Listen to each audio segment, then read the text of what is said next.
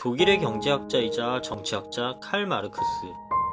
그는 과학적 사회주의를 창시한 사람이기도 하며 변증법적 유물론을 정립한 인물입니다. 칼 마르크스를 떠올리면 대부분의 사람은 그의 이론이 어렵다고 생각합니다. 그리고 이해하기 두려운 철학을 가지고 있다고 말하죠. 마르크스를 처음 접하는 분들이라면 오늘 알려드릴 책 마르크스는 처음입니다만을 읽어보길 권장합니다. 왜냐하면 이 책은 누구나 쉽게 접근할 수 있도록 글을 썼기 때문입니다. 자, 그렇다면 칼 마르크스는 어떤 사람인지 차근차근 알아보겠습니다. 마르크스의 풀네임은 카를 마르크스입니다. 그는 자본주의 경제가 발전하기 시작하면서 노동자들이 고통받던 시대를 살았습니다. 이 모습을 본 마르크스는 자본주의 구조와 사회 역사를 연구하고 정치와 경제를 개선하는 노동자 운동에 적극적으로 참여하게 됩니다. 마르크스는 17세 때 직업 선택을 앞둔 한 젊은이의 고찰을 썼습니다. 이때 그는 지위라는 것을 언급하며 인류의 행복과 우리 자신의 완성을 기준으로 해야 한다고 주장하였죠.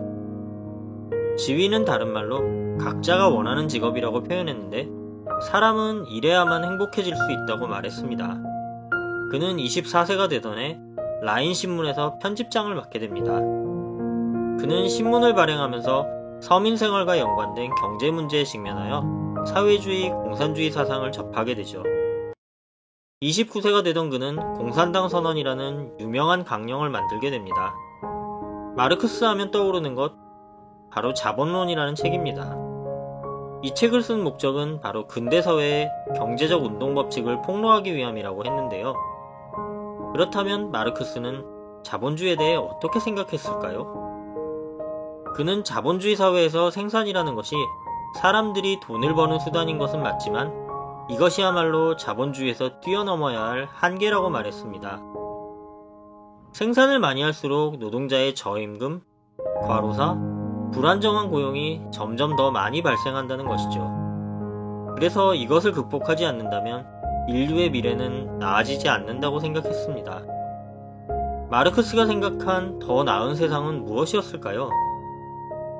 1848년 독일에서 21세 이상 남녀 선거권, 피선거권 부여와 노동자 대표의 의회 참여를 요구한 마르크스는 보통 선거야말로 노동자 계급에게 정치적 권력을 주는 것과 다름없다고 선포합니다. 그의 공산당 선언이 선포된 이후 유럽은 민주주의 혁명이 일어나기 시작했습니다. 군주 시대를 벗어나 민주주의 시대로 변화하는 움직임이 일어난 것이죠. 마르크스가 연구한 이론은 현 시대에 살고 있는 우리에게 필요한 통찰력을 전해줍니다. 마르크스 이론이 어려워서 책을 읽는 것이 두렵다면 우선 저자는 이 책이라도 입문용으로 쉽게 읽기를 권장했습니다. 우선 읽어야 죽이 되든 밥이 되든 조금이라도 알 수 있을 테니 말이죠. 그리고 기한을 정해놓고 책을 읽는 것이 중요하다고 말했습니다. 기한을 정해두지 않으면 읽다가 재미없어서 중도에 포기하고 결국 끝까지 마르크스를 알지 못할 테니 말이죠. 중요한 부분은 펜을 가지고 체크하고 밑줄을 긋는 것도 좋다고 했습니다. 저자는 학문이란 재미있게 읽는 것이다 라고 표현했습니다.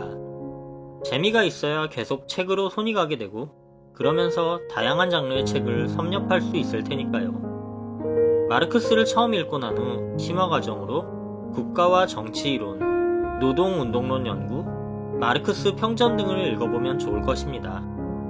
하루 한 권에서는 매일 하루 한 권의 책에 대해 요약해서 정보를 알려드립니다.